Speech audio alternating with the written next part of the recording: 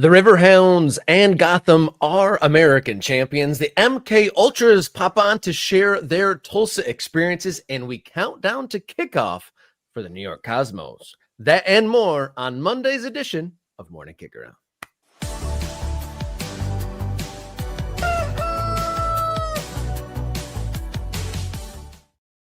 Hello and welcome to the show. You found your way to Morning Kickaround, the show where we dot the map of the American soccer landscape, coming to you live each Monday, Wednesday, Friday, and on demand on the Morning Kickaround YouTube channel. I'm Robert Kerr, local soccer guy, and happy to be rejoined by radio soccer guy Jason Davis, back from the tropics. How you feeling? I'm good. I'm ready. I'm rested. I had a good week away. I was incommunicado a little bit, so I had to find ways to get information. Definitely FOMO was happening on this boat that I was on with my family, which I enjoyed. But, I'm a workaholic and I love this game so much. I'm so glad to be back here with you, Rob. We've got some big topics today. We get to debut our long-awaited new feature. Talking to you this morning, it was like talking to a guy who just came out of a coma. It's like, did you know this happened? No. Did you know this happened? No. So I would like to be the torch into the darkness for you, Mr. Davis. Thank you to all of our new subscribers, everyone who's been commenting on the videos. We've been having lots of interaction on the videos on the YouTube channel. So thank you so much for everyone there. Yes, like we alluded to, big bonus segment at the end of the show, debuting a segment that we've been teasing for quite some while. Countdown to kickoff. Can you tell them about it, Jason? I'm not going to give away too much, no? Rob. I think that's the move. Countdown to kickoff. Okay, I will tell you what it is very quickly. It is literally following the journey of brand new soccer teams launching in America, and we are going big time. We're going marquee level straight out of the gates today when we talk about the journey to kickoff. Less than 100 days for the new New York Cosmos. Very excited for that. And it's remember, countdown to kickoff. We're not doing one interview and just getting a little picture now. We're going to be following the story. We're going to be getting insight into what's happening behind the scenes from the people involved in launching a club. If you've ever wondered what it takes, beyond just what the top executive might say or what the GM might say, if you want to know every granular detail that is at all interesting about how to launch a soccer club in America, this is your segment. This is your feature, Countdown to Kickoff. Indeed it is. And since you've been gone and over the weekend, dramatics on and off the field. So can't wait to get into that. This is an interactive show. So as we go, definitely comment. Members' comments get on screen. And then, if you throw something really saucy on there, you might get your comment on there too. But what's this about, Luke? You're coming at me already. You got a chance to host with Rob, and now you're coming at me with my. Just kidding. Shout out to Luke. Love Luke. Not only are comments getting on screen, but we're having a pair of MK Ultras join us. They were on the scene in a very dramatic championship game in Tulsa, Oklahoma. So excited to talk to gentlemen about that. So you ready to rock? Should we kick some long balls here? Let's do it. Let's go. All right, let's get going on Monday's Morning Kicker.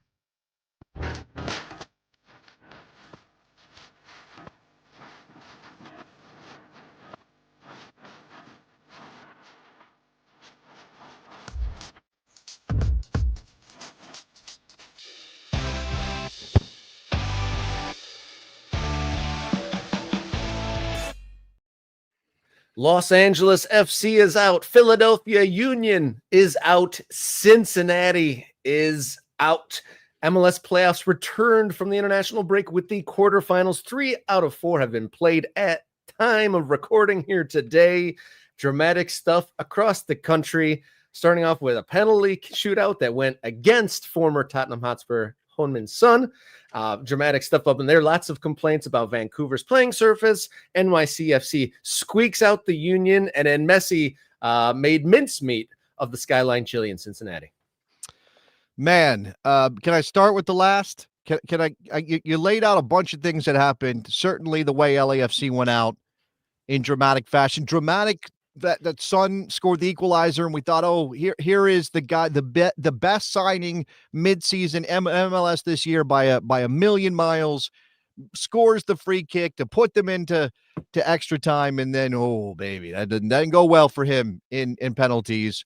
I won't say the word you said pre-show that relates to his former club there in London. I'm not going to say that word. I'm not going to be cruel to all of those Tottenham fans out there. I am going to say that word. He Spursed it up in the penalty shootout. Oh, look, the voice from the voice from out of nowhere. Producer Jenny had to jump in. I mean, certainly the way that Arsenal played yesterday, I can understand why she feels good about things right now.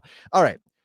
Lionel Messi is an alien. I mean, I know I'm saying the same thing everybody's always said, Rob, but he is an alien, and he did it again. Now, it helps that Cincinnati was chasing the game and left that space in behind twice for Allende to score the goals he scored.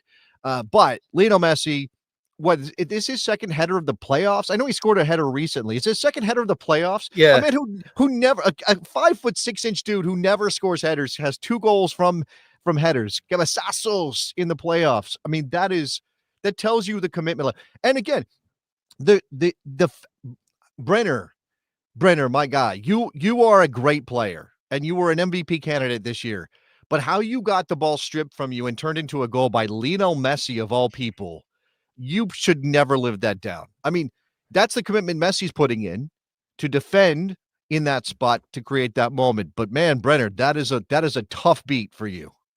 I think it might have been Brenner, but definitely one of the Cincinnati players taking some heat online for immediately going for the shirt exchange with him. Have some pride. You just got absolutely smoked 4-0 and, asking for the opponent's jersey right off the bat. Maybe, open yourself for criticism there. But Son going to that game, and we threw out this, or producer Jenny threw out the Spursy word, but the free kick, it was very Spursy to hit. There's an absolute world-even free kick to save the day, to keep the season alive, and then for it to play out to go the other direction. But I don't know if you saw this. Like I said, you're coming back in from paradise outside of most communications, coming back to this world, coming back to the soccer world. Hugo Lloris complaining about the surface. I mean, is that sour grapes or is that justified? No, I think it's justified that they play on shit turf in Vancouver. That's true. That's not a new thing. I've heard it. I've worked with MLS head coaches and people in the league who have said, I can't believe that they let anybody play soccer on that stuff, that it's that bad. Now, obviously, this is the subplot here is that Vancouver is really good, right? They beat LAFC and they played on the same stuff LAFC did. I mean, maybe it's sour grapes from Hugo Lloris and the fact that they played on the same stuff as Vancouver and Vancouver beat them. But you've got that. You've got the potential relocation, the potential sale of the club, which I guess has been pulled back, but they're now looking for investment. Don Garber made a trip to Vancouver recently to try to drum up support to build a stadium in Vancouver. Basically, he showed up to be the guy who says, if you don't do this, your team's not going to be here much longer. Watch them go win an MLS Cup title only to be told, if you don't build a stadium, Vancouver's moving. And what if they move to like Memphis or something? There's a well-beaten path in that direction. That would be terrible. That would be terrible. With the Memphis, but still, I wouldn't be funny. That would be sad. Look, that LAFC was my pick to win the whole thing. They're out, because they were beaten by a very good team in Vancouver. Now we've obviously got Philadelphia knocked out by NYCFC.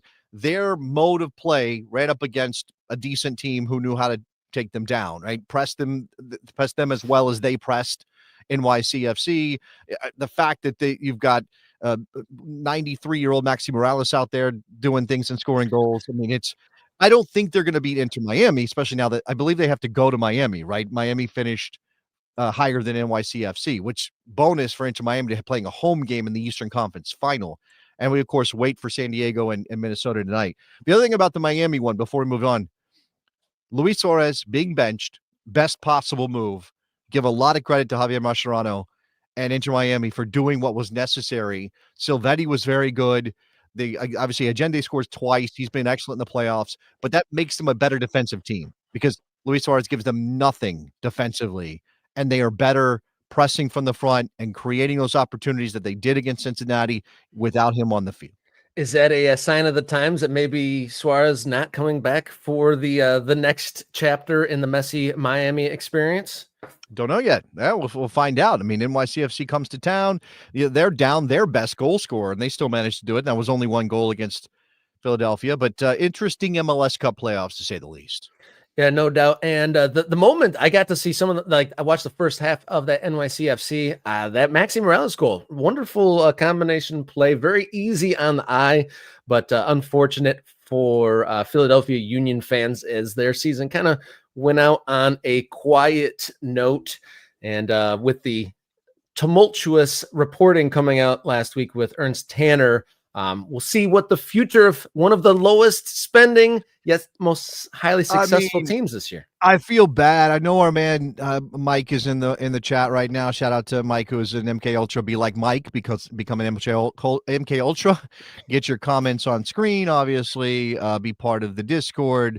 All of those things. Just a couple bucks a month. But I feel bad for Mike because it is. All right, so he wants to make kind of an excuse for the 3 weeks off for Philadelphia, but the bloom has really come off the rose the last week for the Philadelphia Union. You have the Ernst Tanner controversy, the transgressions, the bad things he said and did, and now you have allegedly. Well, okay, allegedly. I trust the reporting, but allegedly, and then you've got this. Running up against the same team that took you down in a conference final a couple years back and went on to win MLS Cup. I just, they do a lot of things right in Philadelphia, right? Whatever Ernst Tanner's character, they do a lot of things right in Philadelphia. I think that they are a model club if you want to be that kind of club that develops players, brings them through, and plays them. But if you can't win a title, people are going to ask, what are you doing here? Why aren't you doing it a different way? This is not English football where you sort of accept your role in the table. Oh, we're going to be mid-table and that's great. We're not going to be relegated. In Major League Soccer, if you are not challenging for an MLS Cup title, you are doing it wrong. And that's what's going on with the Union right now. Moving on to long ball number 2, Gotham NWSL Champions for the second time, squeaking out a 1-0 win over the Washington Spirit. The we're not underdog team spirit definitely paying off, getting a title with a Rose Lavelle winner.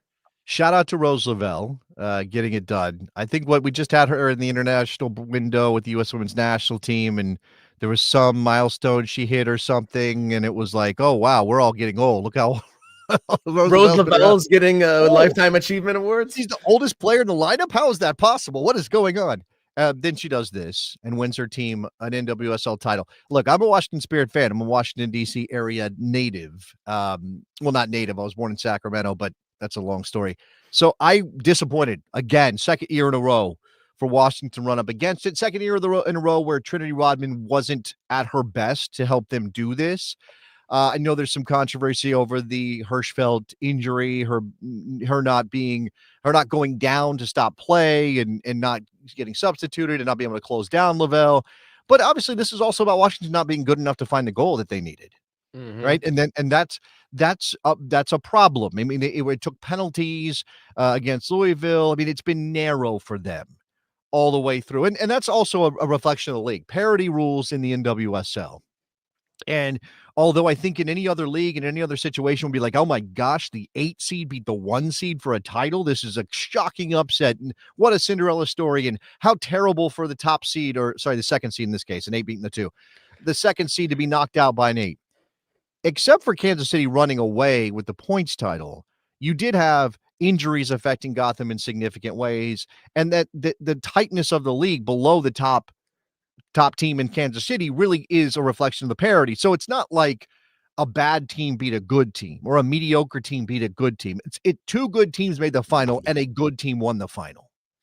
And shout out, I mean, what an epic playoff run, beating 3 out of the top 4 teams in the league, taking off the top seed Kansas City Current, then taking off the 4th seed Orlando Pride, and then the 2nd seed Washington Spirit, cleaning house to claim their 2nd title.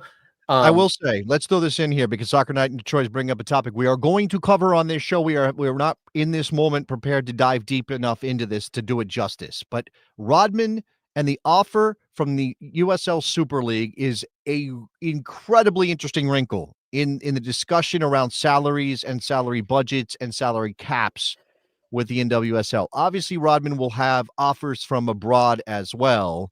So you've got Super League and Super League, right? Two Super Leagues on the table for Trinity Rodman. Can the NWSL hold on to her, or will she become another example of how that league hurts itself? Right now, there's a comment in there that says she's not going to go to the USL Super League. I don't believe she will either, right? I don't believe she will either. I think if she goes anywhere, she's going to go to the English Super League.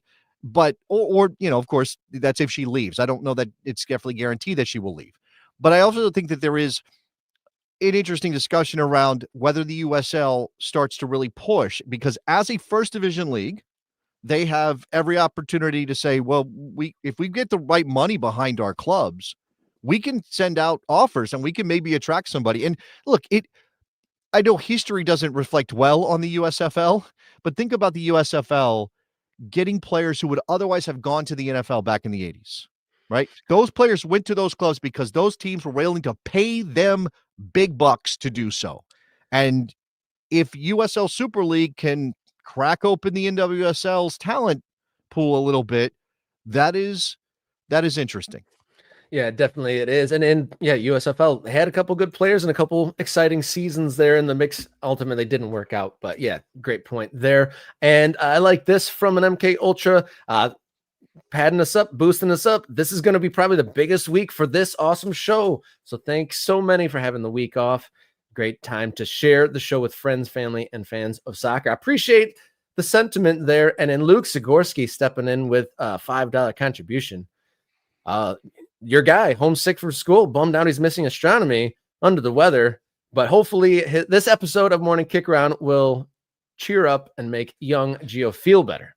Man, I can't believe this. So Gio's at home sick. I got Tiago upstairs watching cartoons because dad's on babysitting duty or whatever you call it. Preschool's closed today is what I'm saying. So I'm with you, Luke. I can feel your pain, I guess. Not an issue of illness with Tiago, but still, having the little ones at home.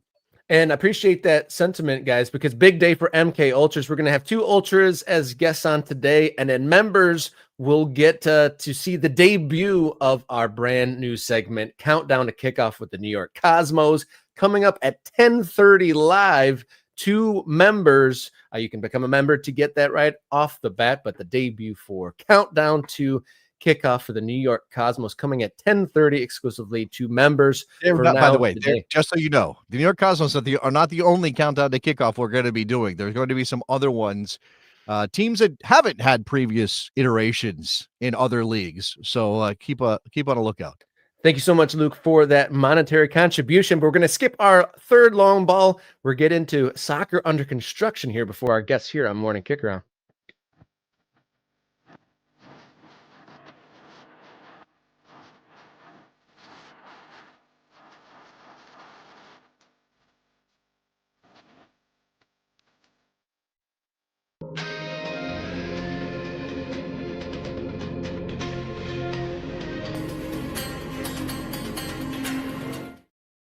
Soccer under construction here on Morning Kickaround. I'm Robert. He's Jason. One of our favorite topics, as there's construction projects in all sorts of various states of planning across the country. We go to Omaha, Nebraska, where news came out on the 21st per the Nebraska Examiner. $140 million stadium in the works, an open air 6,500 soccer seat stadium for men's and women's soccer teams would anchor a 20-acre downtown campus with housing, retail, and more. How about housing that? And retail? Always got to be involved. Housing and retail. Now, let's do this. I don't have a drum roll ready, but here it is. In all its glory, the rendering of Union Omaha's potential new building right there for you. Look how pretty that thing is. It is gorgeous. Now, it's not all covered. There's still on one end with no seats and there's still some things here, right? It's still a basic-ish soccer stadium. But again, this is what the roots in the ground are all about. Getting something like this built so you have a place to call home that the fans can identify you with, that becomes your place. You can create lore here. You can create opportunities to win games and championships potentially. That's what you're hoping for. Shout out to you, Omaha, for this being in the works. Now, you said $140 million stadium, reasonable price tag. I know the mayor's on board with this. That's always a big help. Now, I went over and I checked the USL subreddit where all this stuff gets posted and they talk about everything. And justifiably, one of the first comments was, I will believe this is happening when there are shovels in the ground. Now, I usually go even further. My rule is I will believe that stadium exists when they are playing soccer on the field. That's when I start to go, yeah, okay, this actually has a thing that exists, and I can put it into that place in my brain that says this is real. But this is a club that has really built something in Omaha. Now, they had that news of moving some games this year to the Creighton Soccer Stadium for the minor league baseball venue that they have been playing in. But, everything for minor league soccer, for lower division soccer in America is the lift, right? It's the lift of, we're not just here playing soccer. We exist as a permanent part of the community. Right. Even minor league baseball teams have struggled with that at times. Now, most of them got stadiums built, and so they got that part done. But how many minor league baseball teams have come and gone and folded and changed leagues and bounced around and all those things? So, this is the first step, right? This is I'm not going to call it a baby step. It's bigger than that, but it's a big step. Going into the comments here, Ewan, a little bit negative. That doesn't look 114, but maybe $90 million. Which is it's 114, not 140. Is that what did I get my numbers wrong? No, you're right. I think it's just a mistyping in the comment there. And then Fairman saying looks similar to Alumnify Field, which is the plan for the new stadium in Detroit. More of an AI generated, build it and they will come. But I do hope that this comes because, like you said, Union Omaha have really done something out there in Nebraska. They've really, created a good, solid team culture who's done some winning on and off the field. So I do hope this all plays out for them. Funny. And a great badge. They have an incredible badge. And I got one of their jerseys hanging up. I probably should have put it on today to celebrate for them. And I didn't. And this, look, when we talk about dotting the map, which you see up there in the corner next to our logo, and we talk about all the time, dotting the map is clubs popping up and starting and launching, but it's also stadiums. Dotting the map was soccer-specific stadiums, right? And again, we kind of have to take an agnostic view on how the money works, whether there is any public money involved, whether there are tax breaks, whether there are handouts. In fact, one thing we probably should be covering very soon is what's going on in Denver with the NWSL stadium plan, because old friend of mine, so to speak, Neil DeMoss, never stops writing about what he thinks are sees as boondoggles. What he thinks are theft of public money and land. And if you go to Field of Schemes, he's written recently on that one because the mayor of Denver has been so adamant and so enthusiastic about building the soccer stadium, but also building a new stadium for the Denver Broncos, who are, of course, the biggest thing in town, that Neil DeMoss says, this is not how you do this. You're giving away all your negotiating power. You're basically saying we'll do whatever it takes to get these stadiums. And that only feeds into the idea that you're giving money, handouts to private entities, to people who have some money and could be spending it on themselves if they wanted to. Again, because I'm not a citizen of Denver, because I'm not a resident of Omaha, it's tougher for me to have hard feelings about this. Whatever the public money situation is, whatever the tax breaks are, whatever the lease of the land is, for me as a soccer fan, I'm thrilled. I'm excited. The owner of, or Larry Botel of Alliance Sports, who owns Union Omaha, describes the process to this point as a long and winding circular road. But we're happy to be at this point, which is an amusing way to talk about they've been putting in a lot of work to try to find a place so they don't have to play any minor league baseball stadium. But part of the development. I'm sorry, real quick. I just want to mention this because I have the graphic up on the screen, and you may be talking about this, Rob, but this is obviously highlighting the walkability of this stadium relative to downtown and the riverfront there in Omaha. So this is meant to create it's real estate. It's about mixed use. It's about investment. But if you get a stadium deal out of it, All right, let's go. Tell me Yeah. more. Yeah, I was going to continue with, they stress about a 24/7, 365 village that they want to create. Omaha officials foresee this build out will create a 24-hour village with an estimated 500 residences occupied in part by athletes themselves, shops, dining, offices, and more. And they anticipate up to $400 million in development of the 20 acres beyond the soccer stadium. So, like you said, we'll believe it when we see it. I mean, in Detroit, we've been excited and burned a number of times over the years, making a big claim for something exciting and shiny like a stadium, but then actually they just get the land to build, some houses and retail and stuff like that. So that all is in the mix here, but exciting developments as, things have been stalled out there for quite some time. But it looks like stadium plans, at least inching along there in Omaha, Nebraska. But like you said, to catch up, and they're going to play quite a few 2026 games at the Creighton University's Morrison Stadium in Omaha. $114 million is the estimated cost. It's going to cost more than that because things always cost more than the estimated. I mean, that's just me being a cynic about this stuff. So again, how this is all kind of handled is a big part of this. As it's right to say, don't get overly excited. I mean, I don't want to be a Debbie Downer. I don't want to rain on any parades. But until construction is underway, until girders go up, until the stands are starting to form, you probably should just hold off a little bit. That's a thing. That's all. That's all I'll say. And let's hope this all gets across the line for Omaha. Michael Thomas may be a little bitter after his union went out, but coming in with the jokes, think of all the Cavas and the Chipotles they can open in that mixed use development. Yeah. That's a thing. I don't know, man. There's some stuff, some trends that happen that they pop up in every one of these places, and you're like, what? How many of those stores do we really need in this country? But I don't know if Cava and Chipotle are the first ones that come to mind for me. Maybe they are. One of our members that joined while you were away, Bob, he comes in with a comment. He's been waiting for 2019 for shovels in the ground for New Mexico Stadium. How long will USL let our teams play in non-soccer specific stadium pitches before pulling franchise rights?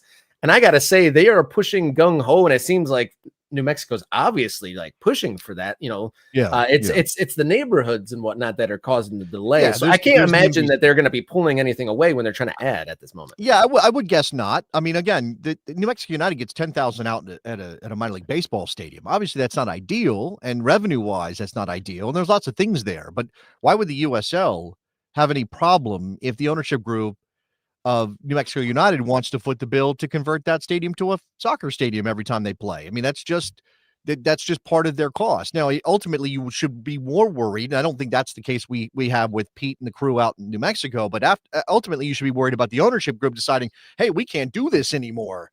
We can't justify spending this money anymore, and we're not seeing the progress we want when it comes to building the stadium.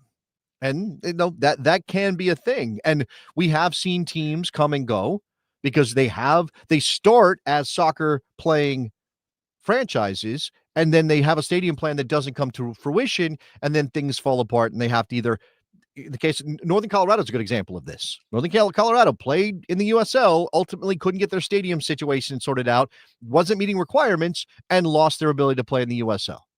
That's the worst case scenario, at least right now, for a lot of teams. And obviously there's the case they actually are still going on. They're just not playing in the USL anymore. Lots of clubs will completely fold. Yeah, I mean, there was a couple different layers to that Northern Colorado hailstorm. I think it wasn't just the stadium. I think maybe in the pursuit of a stadium, they got themselves in a bit of a financial hole, but it wasn't just because no stadium, no franchise. No, you're right. But there was a plan. We're going to build a soccer complex, and the soccer team is going to anchor the soccer complex. And then again, sort of things fell apart. Thank you to all of our subscribers, well past 5,000, and big day for MK Ultras. We got a couple MK Ultras coming onto the show here right now. And MK Ultras, you will be live for the debut of Countdown to Kickoff for the New York Cosmos at 10:30. We're going live with the debut of Countdown to Kickoff featuring the New York Cosmos. I set a goal in the chat. Now it's super chats. It's got 5 minutes left. we got, we're probably not going to get there on that particular goal. But yeah, Luke has stepped up and given us a super chat. But if you want to see this new segment, this new feature live for everybody, obviously, if you're an ultra, you'll get access. But if everybody else wants to see it, here's an opportunity to help us reach our goal. We'll make that free for everybody. Otherwise, we go members only when it's time. All right, like, subscribe, do all those things, and follow along. Help support the show. All right, we're going to do Get to Know Your District with Tulsa Mario right up next here on Morning Kickaround.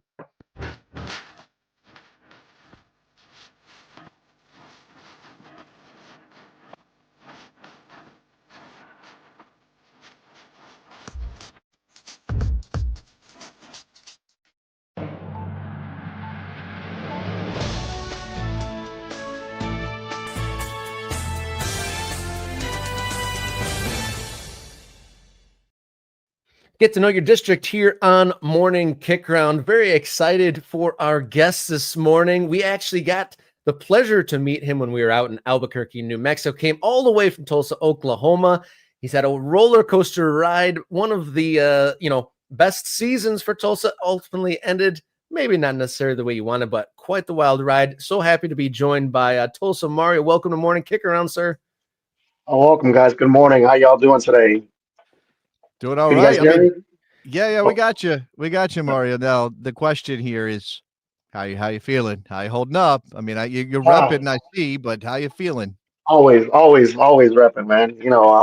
I really feel great. I really thank you guys for letting me be on. It was great meeting you guys in New Mexico. As you guys can hear, my voice is a little bit gone, and I'm proud of it because all 120 minutes was chanting all day long on Saturday. But you know, I can feel the way I'm feeling right now. I mixed emotions. I'm proud of this team, and I'm disappointed at the same time. But uh, the prideness comes out first. What a difference a week makes, because just last week, I loved seeing the picture of you on the stadium, or on the floor in the stadium, hugging the Western Conference trophy. And that was amazing, because I know how enthusiastic and passionate are. You've been following the team for a decade plus now, and this is the farthest they've gotten to the final. Describe that feeling last week, winning the conference championship, and then leading up to that enthralling final on Saturday. A lot of people don't know this, but I was one of the first 7 to start the supporters group for FC Tulsa. In 2014, the team had a kind of a meeting with the supporters, and me and 6 other guys, we got to go and talk, and we dreamed of this thing. We dreamed of having we would have never bet to have it here in Tulsa, Oklahoma, but we dreamed of having some situation similar to this. And on Saturday, that dream came true for a lot of us. And it was just a really an amazing week. As you guys saw, I'm not sure if you saw the video, but the team handed me the trophy after they celebrated, and I had to celebrate it with my fellow supporters. That's incredible. I mean, that's the kind of thing, the kind of connections that we should have with our clubs. Tell us about the scene for the final, Mario, because obviously, as much as we would love people to show up, no matter how our teams are playing and where they are in the standings, you got a winner in town. People are going to post. So we started tailgating at 7 o'clock in the morning, breakfast style. My supporters group 918 Brigade and the main supporters group 83 United. We kicked it off already. None of us probably could have slept that night on Friday. We got there. We started cooking breakfast style pizzas. People brought mimosas. We had the whole festival happening over there before the game, and then people started coming in little by little. The fans of Pittsburgh finally showed up in their bus like around 9 o'clock, and they came. Some of them came and hanged out with us. It was just incredible, and also the city of Tulsa just got behind this team and just made me so proud. Everything that we've been doing, they're watching. The teams put up. They had meetings with us prior to the season saying, we're going to make the playoffs and we're going to be the best we can, and they overachieved on that for us. And yeah. So the early kickoff out there didn't dampen anyone's spirits? No, I don't think none of us could sleep on Friday night. We really, I know I couldn't sleep. My fiance was in the hospital with her daughter having a baby. for my fiance's daughter, and so she was doing that. So I had my mind a little bit on that, but I'm not gonna lie, I had my mind on the game all day long, and I was ready. I was like, I told her as soon as she has the delivery, just come back to Tulsa. I'll save you a seat. And my little baby came with me too. He was the flag boy behind the goal, just waving at all 120 minutes with a big old smile. There was, I mean, look, watching the other team celebrate on your home pitch, never fun, never great. I did see a video though, and I'm not sure. I mean, again, I was a little bit out of it the last week. I was in the Caribbean on a boat, so I didn't have a lot of connection. But I saw a video of the fans or the players of Pittsburgh running to the corner where I'm assuming the Riverhounds fans were, and maybe a Tulsa player or two following that. What was going on in that scene, Mario? I mean, when you guys were in New Mexico, you didn't see us run out to the middle of the field and celebrate right there in front of everybody else. And the passion of the game, it was intense, all 120 minutes plus the penalty kicks. I can understand and also disagree with what happened. After the game was blown, my mind was just talking to my son. I really didn't get to watch or catch what happened. I know I was told a couple players went out there, and when you start celebrating at other people's, without even giving a handshake to the other team or just say hey. And I understand you won the whole thing. You want to celebrate it with your fans, with the people that came here to see you win. But and also for our team, always, no matter win, lose, or draw, we always shake hands. And I think some people took that as a snub on their sportsmanship. So All right. So this is Definitely. like a rivalry now. Like you guys got some vitriol with yeah, we Pittsburgh never. now, right? Nobody can wear yellow. Nobody can wear yellow no longer. This is gold, not yellow. Yeah, that's different. That's good different. clarification there. So this is Get to Know Your District, Tulsa. So like at what point you said the city bought in and really got behind the team. At what point did this go from like the niche thing that was like yours and is in the soccer bubble to something that captivated the city? A lot, but Tulsa, they won the championship in the NASL in 1983. And there was a lot of fans that year. I mean, they had over 40,000 fans in a stadium here in Tulsa. To have that possible to be done today,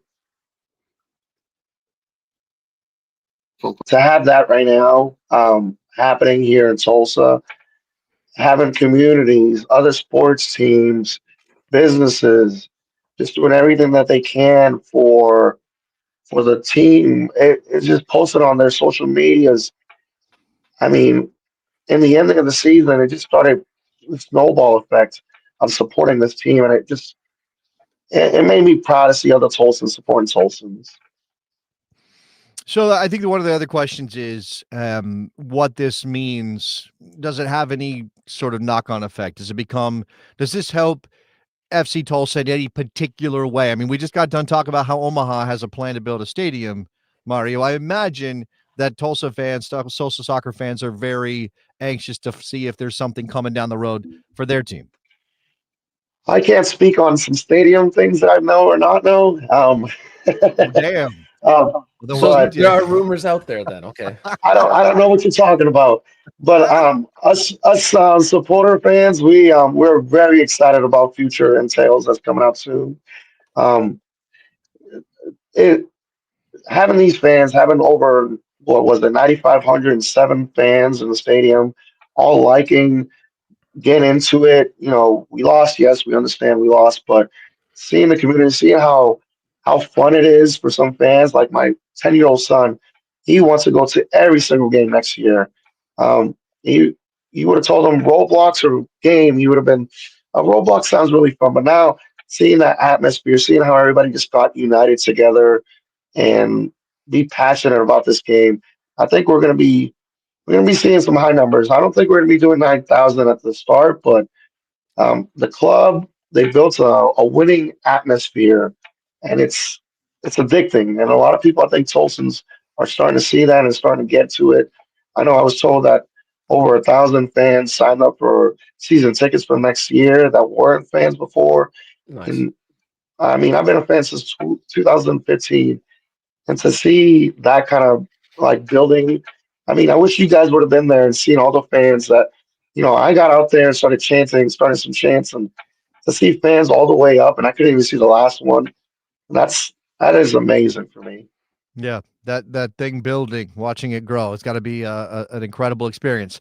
I mean, this is again sort of about the future and about what's possible, but we are at a point now with some things still hanging out there, and we're going to talk about the USLPA and the collective bargaining situation in a bit with Tom. But is there a sense that Tulsa is going to be making a play for D1, Mario? Is that possible with the way the club is sort of set up right now? Right now, with D1, we would love it. All our fans, we would love to see a team in D1. I think we can do above. I mean, what we did in this last game, I think we can do a little like more than that. I Right now, I don't see us going D1 probably after 2030, if I want to be honest. I don't really see us doing that right now. Me personally, I'm old school. I would love to see us gain it, merit-based system. You shouldn't be able to be bought into it. You should earn it, is my point of view. And I know a lot of people in my supporters group feel the same way, but I think we can get there, but we have to do, from the bottom all the way to the top. We can't just jump into it and 2 years later we'll be the next Northern Colorado or I'm not sure if you guys remember the NASL team to NASL team, the San Francisco Deltas. They won it all. Then next year they were gone. Yeah. We can't live like that. We have to make sure, each and every little step that we get there, we'll make it there. But for right now, I'm enjoying this championship. Yeah, enjoy the moment. I mean, what a ride it's been for you the last couple months up until this past weekend. So you think that soccer is it's got some momentum and energy, and I mean, $1,000 you said deposits for next year, so that's extremely positive moving forward. How long do you think that you're gonna rest and recover before you start trying to drum up some more supporters for next year? I'm not sure if you know this, but I'm always representing. I'm at work right now, and people are like, they lost. I got a coworker that I don't even know why he's still my employee. A Pittsburgh fan. He's like, so how did the game go this weekend? No, you're coming next year. You're going to be a FC Tulsa fan. So no matter rain, sleet, or slide, I'm like a mailman. I'm always going to be representing. I'm always going to keep supporting this team to the fullest. Well, Mario, thank you so much for joining us here on Morning Kickaround. Thank you for being an ultra, and thank you for your support of the show, but of the team, and just being one of the forces in the MK Ultras and for your club. So thank you so much for joining us this morning. Mario's dotting the map, like almost not by himself. He's doing it with other people, but Mario's a big reason why that map is dotted as well as it is in Tulsa. We respect it. Thank you, guys. Thank you, Jason. Thank you, Robert. Keep doing what y'all doing because we love it, and you guys always are on fact. And thank you for giving me some love here too. Really appreciate it. Vamos Tulsa. Yeah, cheers. And I'll cherish that picture of you on the field with that Western Conference trophy for quite some time. So thank you so much. There you go. Thank you. And then we are going to have another guest come in here for just a second. But as we go, thank you guys so much for the comments, subscriptions, and any support you can have. MK Ultras, you will be treated to the debut of Countdown to Kickoff for the New York Cosmos at the bottom of the hour. So get your memberships in if you want to get in that segment live. We do have another guest coming up. We're going to dive into maybe some of the stuff that wasn't shown on the television cameras at the USL Championship final, but we're going to catch our breath and come right back with the hot topic of the day here on Monday's Morning Kickaround.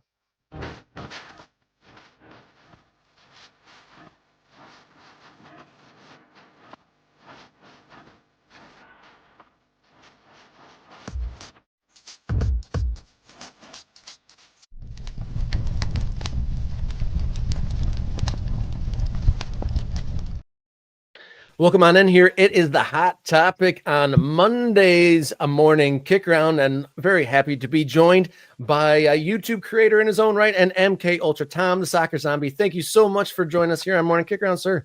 Thanks for having me. And I just want to say real quick to Tulsa Mario as well. I guess I'm also an honorary member of the 918 Brigade after my last few visits to Tulsa, getting to know the Tulsa supporters like Mario, like everyone else. It was a heck of a ride for them, and it was a honor and a pleasure to cover their story. Very cool. Thank you for coming by. Obviously, you might be our first ever guest to be wearing a hat on air. I think that might be a fact. We can check that box, Rob. We got a guy who had a hat on. Maybe not. Maybe I'm wrong about that. Anyway, welcome to the show, Tom. No, Cal Martino, baseball cap. Did wear a baseball cap. All right. Well, Tulsa versus everybody. Yeah, that's his trademark. Barely.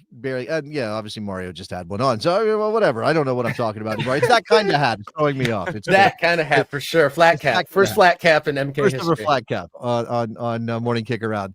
Tom, you were there. You're creating content around soccer in America. First, before we get into some sort of some of the bigger topics, the more serious things that are there, and some stuff that actually happened at the game in Tulsa, just give us a sense of your experience and what you're doing over on your channel. So, yeah, I started Soccer Zombie last year. Actually, it was really Christmas 2023 when I started, and it was just going to be a channel to talk about St. Louis City, which is, where I'm from. That's my local MLS club. And then I realized as time goes on that, like, I discovered, USL Championship, USL League One, and discovered really what that was all about, because I wasn't in St. Louis when St. Louis FC was around. I grew up in St. Louis, but I had moved away for a while, so I only got to one St. Louis FC game. And when I went to Indy 11, it was right around the time that the mayor announced the MLS bid and really kind of threw a wrench, into everything that Indy 11 had going on, with their stadium project.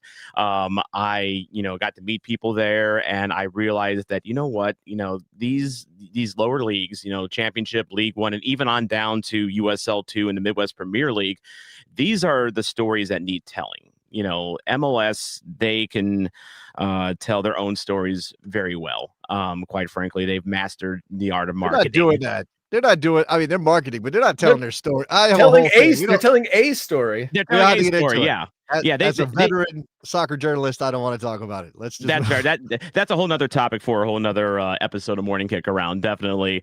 But I just really enjoyed covering the lower leagues, and as someone that lives in St. Louis is deceptively far from everywhere. It feels like we're about 4 hours from everywhere. So Tulsa was about a 5.5 hour drive, to cover this month, and I ended up going back there 3 times. I wasn't planning on that.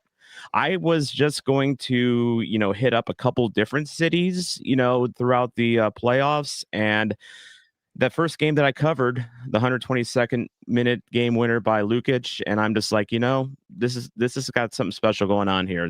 Tulsa's got that special sauce, and it was such a fun ride to cover.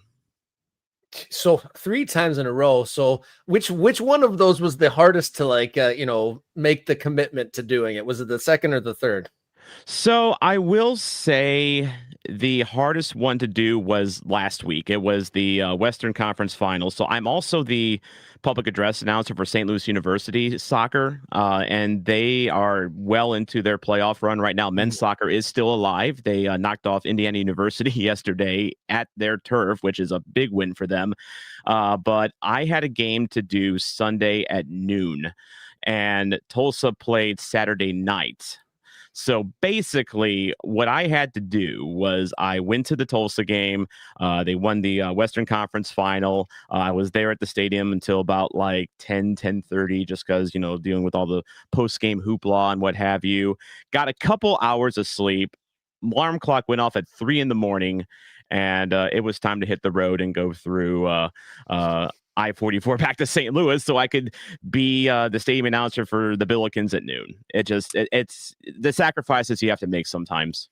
Wow, that's commitment, Tom. I certainly respect that. That is the hustle. So let's kind of talk about some of the things you witnessed in Tulsa. One of the things that did kind of get out there a little bit was the T-shirts that the players were wearing as they came on the field, which it was all about the fact that there is not a USL PA agreement with the league at all. Expires very, very soon. And this is all obviously ahead of the USL making all these big plans to launch the first division and bring in Pro Rel And I believe that what was the message on this shirt, Rob? It was something like, yeah, actually, I'll put it on the screen for you if I can get this one off. I'll put this back up here. It says USL HQ try pro standards first, and then has the account name, the @ for USL players. You witnessed this firsthand, Tom. What did you take from the moment? I mean, obviously, I think on television, people responding to it, it can get to social media. There can be a conversation there. I'm wondering if it was really even a thing in the stadium or not. It definitely was. It was a big topic in the stadium among fans. They were not. I think both clubs supporters. The Pittsburgh supporters that.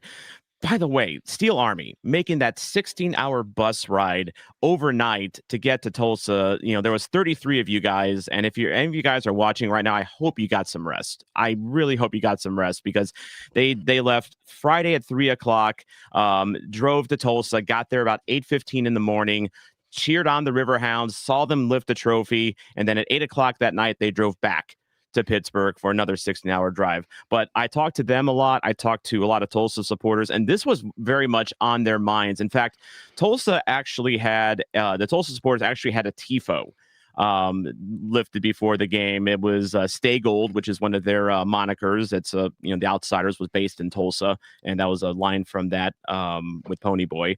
But they also had on the lower right corner hashtag USLPA. So they were vocal in their support of the players, the Pittsburgh supporters. I think they had a tifo as well, and I didn't get a good look at it. The angle was kind of weird on it, but I think that was also in support of the players as well. And then at halftime, they had these signs as well. You can get on there. There okay. we go. Yeah, and so so all the fans lifted this at halftime as a way of support. And when I saw the shirts come out, I was at the towards midfield looking, at the players coming toward me, I realized that, look, this is a game that is going to be on national TV, CBS. There's a lot of eyes on the league right now. And of course, the stage is set literally. I mean, you got the flame pillars coming up, all eyes, are on them at this moment. And the players using that as an opportunity to get their concerns about their labor negotiations out there, it's a smart tactical move, in my opinion. It gets awareness towards them, because I feel this is something that has flown a little bit under the radar. We focus a lot on the games themselves. We focus a lot on the stories of this tournament, like Louisville City, Charleston ducking out early. You have North Carolina, their last gasp before they disappear for a bit. Tulsa's story. Pittsburgh was a story in and of themselves. This was their first title match, in 26 years. But then, I think the players using this as a platform to get their message out about this these negotiations, it was an important moment for them, and they took advantage of the stage that they had, and hats off to them, literally. So the latest updates, from what we understand, the USLPA and USL not really finding much traction with their negotiations. The first ever CBA for the USL expires December 31st. And through their messaging online and through some DMs with the account, it sounds like there really hasn't been a lot of feedback or reasonable counter. So as it stands now, obviously over a month, a lot of things can happen in a couple phone calls, but it's looking precarious as it stands. Let me ask a question, guys. Like, do we think that, we've had Connor Tobin on this show. We've talked about the issues that the USLPA sees as pertinent here. Sort of regardless of what the USL plans are, they need a CBA. They should be working on figuring this out. One thing is obviously healthcare. Do you think when we look at the photos, when Tom shows the sign that was handed out to fans to support the players, when it says, pro rel, try pro standards, do we have a sense, and has the USLPA, as much as they can, done enough to convey what pro standards are? I feel that maybe up to this point they haven't, which is why I think they maybe have to take the stance that they had to, using the national platform to get their message out. And it's an interesting time for USL right now. Like we were just talking about Union Omaha and how they're building a stadium, but it's part of, a grander real estate development, which is very typical of stadiums. It's because stadiums themselves, if you just build a stadium, they tend to be money losers. It all comes back to money, basically. And so when you have these players talking about mandatory health care and having the minimum pay for a USL player right now is $2,600 a month, which is basically the equivalent of like a $20 an hour job that someone earns maybe at a fast food place or working at a Buc-ee's. Actually you can make more working at Buc-ee's, honestly, which is kind of crazy to think about. It's just an interesting time, and I think the players are seeing all of this momentum that USL is trying to generate with Pro Rel, all these new clubs coming online, and they're just wanting their piece of the pie, I think. Their piece of the pie. Okay. So I know part of what they want, obviously the healthcare has been a big thing, getting the pro standards up. I think because I guess from what they've been describing, some teams have great facilities, some teams, high school type standards. And so basically leveling that playing field. And let's do a question, Jason, like, is it clear what they're asking for? But obviously they haven't really shared the details on where the stumbling blocks are. So as it stands now, USL is either just not budging at all, or they're waiting to maybe, because they aren't making a lot of money, the players don't probably have a lot of time that they can strike. They don't really have that striking option. It's not necessarily a tool in their toolkit. This is the problem, right? That if you don't have a strike fund, which the USLPA is not going to have a strike fund because their players haven't made enough to put money into a strike fund, well, then it kills your leverage. This has to be a good faith effort on the part of the USL to engage its players. That's unfortunate. I would like the players to have more leverage. I would like now outside of just quitting, but of course there's also this point that based on what Tom said, if you can go to Buc-ee's and make as much money as you do as a pro soccer player, then just say, I'm quitting. I'm done. Now, either are there players willing to take that money to essentially be scabs in the USL? Probably. I mean, that's a problem for leverage for the USL players. We're not talking about players that are, I don't want to say that, I don't want to be disrespectful, because they are difficult to replace, but the league will pretend they're not. And the league, this is one of the issues that USL has, that this is a league that is not based on star power, right? Now, this is kind of it's a thing that cuts both ways for the league. They don't have stars because they're a second division nominally right now, or in the third division for USL League One. Stars aren't going to be the driver of popularity. It's going to be what Tulsa Mario talked about, which is connecting with your community, connecting with your team, building that sense of pride around this team. And yes, you'll love them, but you're not putting players on a marquee and expecting them to sell tickets. That's not really what's going on here. So the USL doesn't have that, but then it also means that the players are more easily replaced, which hurts the league, hurts the players rather, in terms of the leverage they have. I mean, this thing is, again, it's going to have to come down to the USL just doing right by its players, and whether they want to, in light of, again, making these big promises and big plans, Rob. Yeah, indeed. And so just to kind of come back to the championship game in Tulsa on Saturday. So coming out of that, you've obviously gone back and forth between St. Louis and Tulsa, Oklahoma 3 times. So I guess now that the season's over and you've made that final journey, I guess, what are your takeaways from the experience? I mean, it was Tulsa's moment. I mean, anyone that has followed Tulsa for any length of time knows that they've always been kind of a middling, USL championship team. They back into the playoffs sometimes, but have never really had any sustained success. And so, for, Caleb Sewell to come in and, really help reshape this roster and have this successful season. I mean, you just, if you watch any of my videos, you can just see, what this means to Tulsa supporters. Like you heard from Tulsa Mario just a little bit ago what it means to him, to have 11 years of pent up, just waiting for a moment like this, and just to have it happen the way that it did this this playoff run. Like you have Stefan Lukic becoming, he'll never have to buy a drink in Tulsa again. And I hope he keeps a receipt if he does, because someone owes him money, because he's definitely earned his status as a legend. You have even Pittsburgh. I mean, Pittsburgh, this was their first title win in 26 years. You have the players, traveling a long way. And the game itself, people will look at the score and see, oh, it was a 0-0, went to penalty kicks. It must have been boring. Incorrect. absolutely incorrect. This was a defensive masterclass by Pittsburgh. Okay. As I was working on the vlog, I mean, just watching back to it, I mean, Eric Dick had a great game and goal, and he's a story in of himself. Tom, I hate to cut you off. We are about to hit our members only stream here in less than a minute. I want to encourage everybody who's not a member to become a member so that you get access to our new series, Countdown to Kickoff, which we're doing with the New York Cosmos starting today.